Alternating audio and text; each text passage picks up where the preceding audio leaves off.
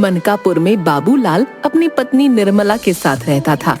वो काफी अमीर थे, लेकिन बाबूलाल कभी इस बात का घमंड नहीं करता था। वो हमेशा अमीर और गरीब दोनों के साथ समान व्यवहार करता। गांव के सेठ को बाबूलाल की ये बात बिल्कुल पसंद नहीं थी। कभी झूठ ना बुलवाए भगवान। बाबूलाल, तुम्हें नहीं लगता कि तुम्हें अपने और इन गरीब नौकरों में फर्क समझना चाहिए? तुम क्यों इन गरीब नौकरों के साथ बैठकर बातें करते हो, खाना खाते हो, हैं? अरे सेठ, कैसा फर्क? ऊपर वाले ने तो उनको और हमें एक जैसा ही तो बनाया है। कभी झूठ ना बुलवाए भगवान। तुम्हारी यही बातें इन गरीबों को सिर पर चढ़ाती हैं। यह तो सब अपनी अपनी सोच है। गांव का धोबी अपनी बहन की शादी का निमंत्रण देने निकलता है और चौपाल पर उसे गांव के मुखिया सेठ और बाबूलाल बातें करते मिल जाते हैं। अच्छा हुआ आप सब यहीं पर मिल गए हैं। मैं आप सबके पास ही बहन की शादी का निमंत्रण देने आ रहा था। बधाई हो भाई, तुमने आखिर पिता की इच्छा पूरी ही कर ली। यह सब तो आप सबके आशीर्वाद का फल है। यह लीजिए मुखिया जी, आपका निमंत्रण।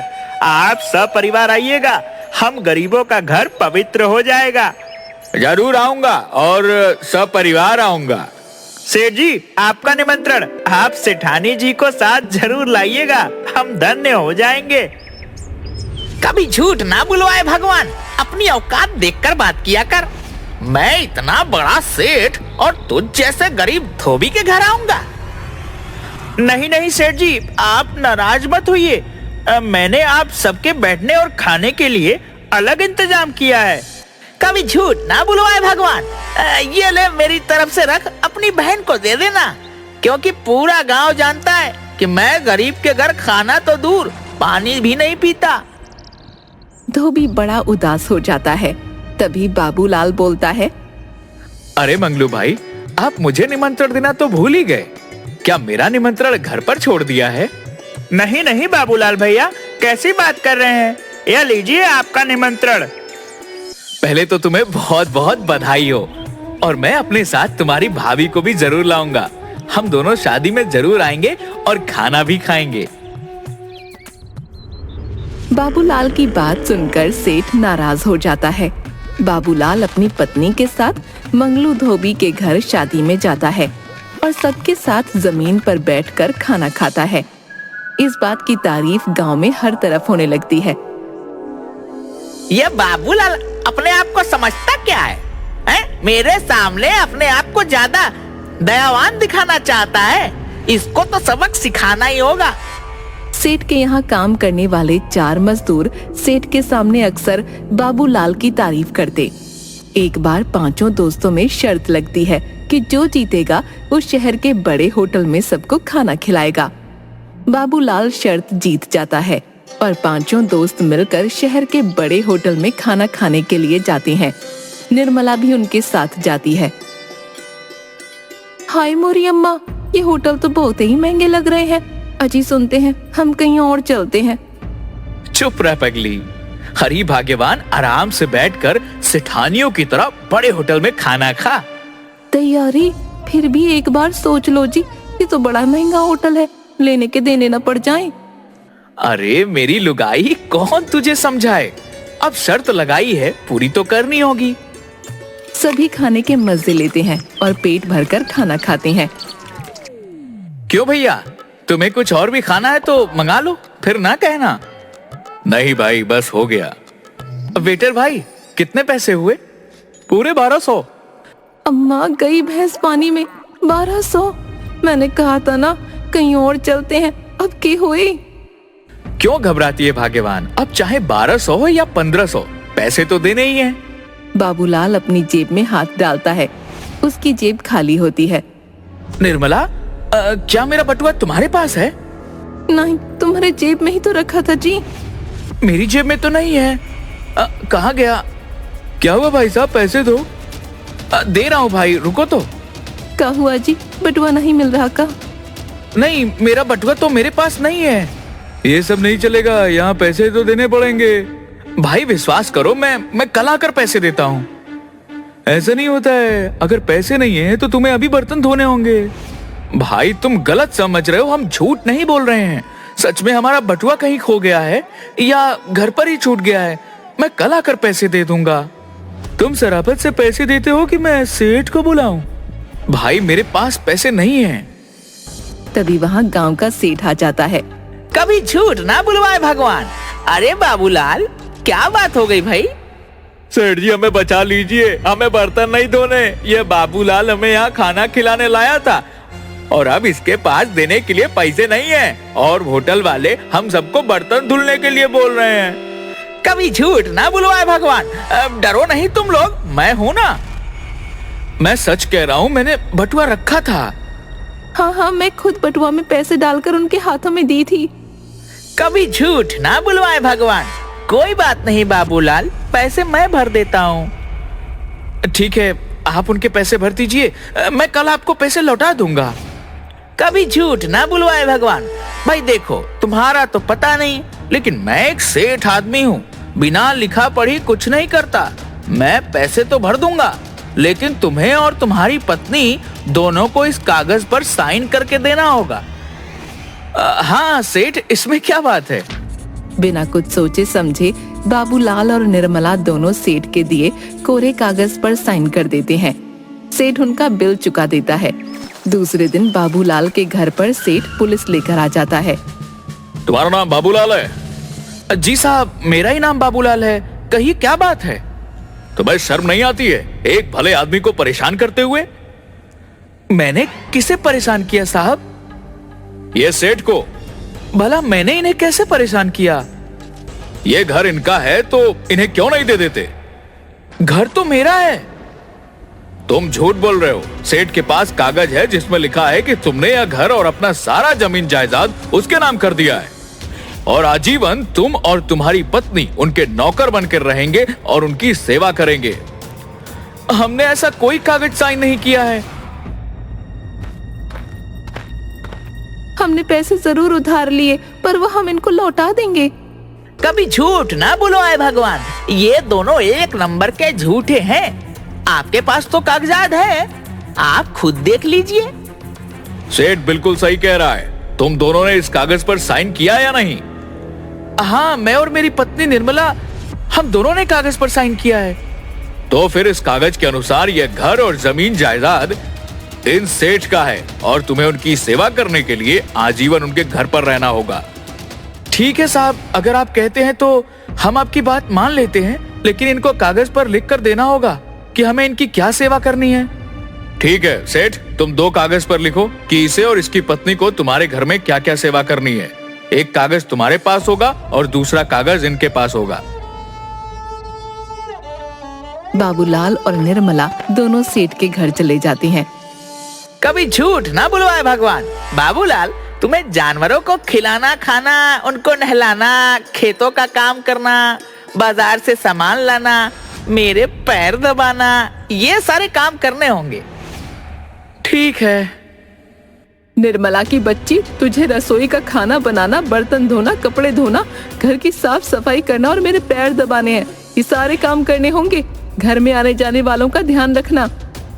जी सेठानी जी, आप जैसा कहें। सेठ और सेठानी बाबूलाल और निर्मला को बहुत परेशान करते हैं। दिन रात उनसे काम करवाते रहते हैं। सेठ जी, अब तो हमारे घर में नौकर आ गए हैं। तुम एक काम करो, माँ जी को भी बड़े भाई के घर से वापस ले आओ। कभी झूठ ना बुलवाए भगवान। तुझे क्या जरूरत है उन्हें बुलाने की? उनका काम और बढ़ जाएगा। तुम तो पागल हो। अगर माँ आखिर समय में हमारे पास रहेगी तो उनके जेवर तो वो हमें ही देके जाएगी ना। कभी झूठ ना बुलवाए भगवान। तो तूने पहले क्यों बड़े भाई के घर भेजा? क्योंकि तुम्हारी माँ के नखरे ही बहुत हैं। कभी झूठ ना बुलवाए भगवान। तो अब क्या नखरे खत्म हो गए? नहीं, अब वो नखरे उठाने घर में नौकर जो आ गए हैं। सेठानी सारा दिन निर्मला को इधर से उधर भगाती रहती और सेठ बाबूलाल को। एक दिन बाबूलाल और निर्मला तय करते हैं कि आज तो उन्हें कुछ करना ही होगा। बहुत हो गया। बाबूलाल सेठ के सारे जानवर बांट देता है। सेवा ले लो, सेवा सेठ ने अपने सारे जानवर, घर सबको सेवा के लिए लगा दिया है। कैसी सेवा? अरे भाई, फ्री की सेवा। जिसे चाहिए वह जानवर ले जाओ और कोई पैसे नहीं देने हैं। जो जानवर चाहे वह ले जाओ। गांव वाले बड़े खुश होते हैं और एक एक करके सेठ के सारे जानवर ले जाते हैं। निर्मला सबके लिए शरबत बनाती है और उसमें जमाल गोटा मिला देती है। सेठ, सेठानी, सेठ की माँ सबको वो शरबत पिलाती है और सब बड़े मजे से स्वाद लेकर शरबत पीते हैं। कभी झूठ ना बुलवाए भगवान, क्या शरबत बनाया है निर्मला ने। और दो। हाँ, और दो सेठ जी को और मुझे भी। थोड़ी देर बाद एक एक करके सबके पेट में गुड़गुड़ होने लगती है। कभी झूठ ना बुलवाए भगवान, मेरे पेट में गुड़गुड़ हो रही है। लगता है मुझे बाथरूम जाना होगा। अरे सेठ जी रुको, मेरे पेट में दर्द हो रहा है, पहले मुझे जाने दो।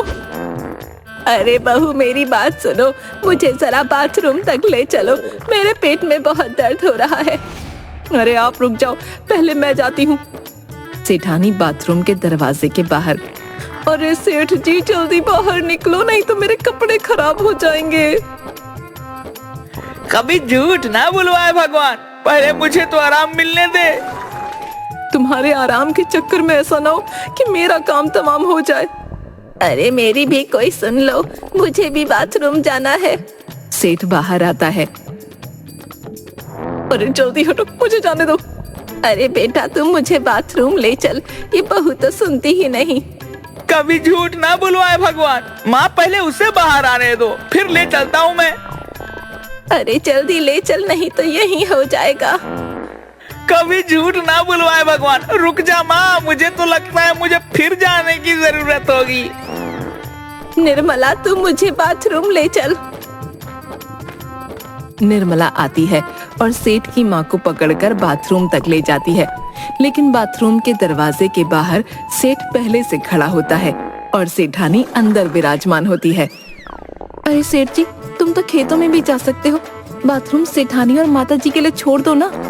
कभी झूठ ना बुलवाए भगवान, बाबूलाल के बच्चे कहाँ मर गया, जल्दी मुझे पानी का डिब्बा ला कर दे। मैं नहीं ला कर देता सेठ जी, क्योंकि यह काम मेरी सेवा की लिस्ट में नहीं था। कभी झूठ ना बुलवाए भगवान, ऐसे समय ये कौन देखता है। नहीं सेठ जी, जो मेरी सेवा लिस्ट में है मैं तो वही काम करूंगा। सेठ अपना पेट पकड़कर खेत की ओर भाग जाता है। अरे बहू जल्दी बाहर आ, मेरे पेट में फिर से दर्द होने लगा। रुक जाओ माँ जी, थोड़ी देर रुको तो। तभी सेठ खेतों से वापस आता है। कभी झूठ ना बुलवाए भगवान, मैं तो अभी खेत से आया और फिर से मेरे पेट में दर्द होने लगा। नहीं बेटा, पहले मैं जाऊंगी। अरे सेठ जी, माँ जी पहले से लाइन में खड़ी हैं। कभी झूठ ना बुलवाए भगवान, अंदर तो पहले मैं ही जाऊंगा। सेठानी बाहर आती है और सेठ फिर से बाथरूम में घुस जाता है। लो, अब मुझे कहीं जाने की जरूरत नहीं, जो होना था वो तो यही हो गया। निर्मला मुझे साफ कर दो। माँ जी, ये काम हमारी सेवा लिस्ट में नहीं था। तो ये काम कौन करेगा, कोई तो मुझे साफ कर दो। ये काम आपकी बहू करेगी। नहीं नहीं, मैं नहीं कर सकती ये काम, ये मेरे बस का रोग नहीं है। मैं तो नहीं करूंगी, क्योंकि ये मेरी सेवा लिस्ट में नहीं था। इससे अच्छा तो मैं बड़े बेटे के घर ही रहती, कम से कम मुझे वहाँ कोई तकलीफ तो नहीं थी। कभी झूठ ना बुलवाए भगवान, निर्मला तू ही माँ को साफ कर दे, तेरी सेठानी तो करने से रही। मैं नहीं करती सेठ जी, ये मेरी सेवा लिस्ट में नहीं था। अरे कोई तो मेरी भी सुन लो, मैं कब तक ऐसे खड़ी रहूं? कभी झूठ ना बुलवाए भगवान, निर्मला तू ही कर दे, तू जितने पैसे बोलेगी मैं उतने दे दूंगा। नहीं सेठ जी, हम यह काम नहीं करेंगे, क्योंकि ये हमारी सेवा लिस्ट में नहीं था। कभी झूठ ना बुलवाए भगवान, बड़ी मुश्किल हो जाएगी। क्या माँ ऐसे ही रहेगी? यह बात तो आपने सही कही सेठ जी, है तो बड़ी मुश्किल की बात। ठीक है, अगर आप चाहते हैं तो निर्मला यह काम करेगी, लेकिन आपको इन कागजों पर साइन करना होगा। कभी झूठ ना बुलवाए भगवान, जरूर कर दूंगा, जल्दी लाओ। सेठ और सेठानी कागजों पर साइन करते हैं। बाबूलाल और निर्मला वहाँ से भाग जाते हैं। थोड़ी देर के बाद बाबूलाल निर्मला पुलिस वालों को साथ लेकर सेठ के घर पर आते हैं। सेठ जी, शर्म नहीं आती ऐसे काम करते हुए? चलो घर खाली करो। कभी झूठ ना बुलवाए भगवान, घर क्यों खाली करूं? हाँ, यह घर तुमने बाबूलाल के नाम जो लिख दिए हैं। कभी झूठ ना बुलवाए भगवान, मैंने ऐसा कुछ नहीं किया। उनके पास कागजात हैं। कभी झूठ ना बुलवाए भगवान, मैंने ऐसा कुछ भी नहीं किया। सेठ जी, इस कागजात में लिखा है कि तुम अपना सब कुछ बाबूलाल के नाम कर रहे हो, इसलिए तुम्हें यह घर छोड़कर जाना होगा। कभी झूठ ना बुलवाए भगवान, मुझे माफ कर दो बाबूलाल, मुझे अपनी गलती समझ में आ गई है। मुझे कुछ नहीं पता, मुझे तो मेरा घर वापस चाहिए। कभी झूठ ना बुलवाए भगवान, मैं तुम्हारे हाथ जोड़ता हूँ, मैं इस उम्र में अपनी माँ को लेकर कहाँ जाऊंगा। निर्मला, तुम मुझे माफ कर दो, मेरे किए के लिए मैं हाथ जोड़ती हूँ तुम्हारे। निर्मला, क्या इन्हें माफ कर देना चाहिए? इन्होंने जैसा व्यवहार मेरे साथ किया, मुझे तो नहीं लगता कि इन्हें माफी मिलनी चाहिए। अब यह आप लोग समझिए कि मैं इन्हें कार्रवाई करने के लिए जेल में ले जाऊंगा। ठीक है, हम इन्हें माफ करते हैं। सेठ बाबूलाल निर्मला के सारे रुपए, जमीन जायदाद, घर सब वापस कर देता है। उस दिन के बाद सेठ कभी भी किसी को नीचा दिखाने की कोशिश नहीं करता।